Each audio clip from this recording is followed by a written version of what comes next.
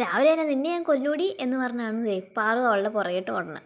അത് കഴിഞ്ഞ് അവൾ എന്തോ കൊടുത്തു കഴിഞ്ഞപ്പോൾ ഓക്കെ മിഠായി കൊടുത്തു കഴിഞ്ഞപ്പോൾ ആളെന്തോ ഡീസൻ്റ് ആയെന്നറിയാം, ഒരു കുഴപ്പമില്ല. അവളോട് ഓമനപ്പുഴ കളിച്ച സമയത്ത് ഞങ്ങളുടെ എൻഗേജ്മെൻറ്റിന് പോന്നു. അവിടെ ചെന്നപ്പോൾ തന്നെ നല്ലൊരു ഡാൻസ് ആയിരുന്നു. ഇപ്പോൾ എവിടെ ചെന്നാലും ഡാൻസ് ഉണ്ടല്ലോ, പിന്നെ അതൊക്കെ രണ്ട് കുറ്റവും പറഞ്ഞു തന്ന്.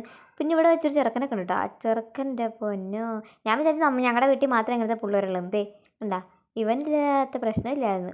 അത് കഴിഞ്ഞ് ഞങ്ങൾ ഫുഡ് കഴിക്കാൻ ചെന്ന്. അപ്പോഴേക്കും എന്തേ അച്ചാറ്, തോരൻ, ഇത് കണ്ടപ്പോൾ എൻ്റെ മനസ്സാദ്യം മടുത്തിട്ട് ദൈവമേ വെജിറ്റേറിയൻ ആണല്ലോ എന്നോർത്ത്. അത് കഴിഞ്ഞപ്പോൾ ചമ്മന്തി വന്നപ്പോൾ പിന്നെ ഒരു ആശ്വാസം, എന്തേലൊക്കെ ഉണ്ടാവും നോൺ വെജ് ആയിട്ടെന്ന്. എൻ്റെ ഇലയെ പിടിച്ചില്ലായിരുന്നു, ഈ ഇല പറഞ്ഞു വല്ലവൻ്റെ മെത്തിരുന്നേനെ. അപ്പോൾ ഞാൻ സാലഡൊക്കെ വന്നു. അപ്പോൾ ചോറ് വന്നപ്പോൾ എനിക്ക് കുറച്ച് സങ്കടമായി, കാരണം ഞാൻ ബിരിയാണി പ്രതീക്ഷിച്ച് പോയതായിരുന്നു. പിന്നെ ബീഫ് വന്നപ്പോൾ എനിക്ക് സമാധാനമായി. പിന്നെ അത് കഴിഞ്ഞപ്പോഴത്തേക്കും നമ്മുടെ വീടിൻ്റെ അടുത്ത് തന്നെ കുറച്ച് പരിപാടി ഉണ്ടായിരുന്നു. ആ പരിപാടി നിന്നപ്പോഴത്തേക്കും അവലും വെള്ളം കൊണ്ടുവന്നു. അത് ഞാൻ എടുത്ത് തിന്ന്. എനിക്കത്ര ഇഷ്ടമല്ല, എന്നാലും പിന്നെ തന്ന സ്ഥിതിക്ക് ഞാൻ തിന്നാണ്. അത് കഴിഞ്ഞ് പേരെഴുതി ഒപ്പിടുന്നൊരു പരിപാടി ഉണ്ടായിരുന്നു. പണ്ടാറ് പേര് മറന്നുപോയില്ലെങ്കിലും ഒപ്പ് ഞാൻ മറന്നുപോയി. പിന്നെ ഒരു ഇരുത്തിയിട്ട് അത് കഴിഞ്ഞ് വന്നപ്പോൾ കാർട്ടൂൺ എടുത്തിരുന്ന് കാണണം. അതെന്തേ നല്ല രസമാണ്.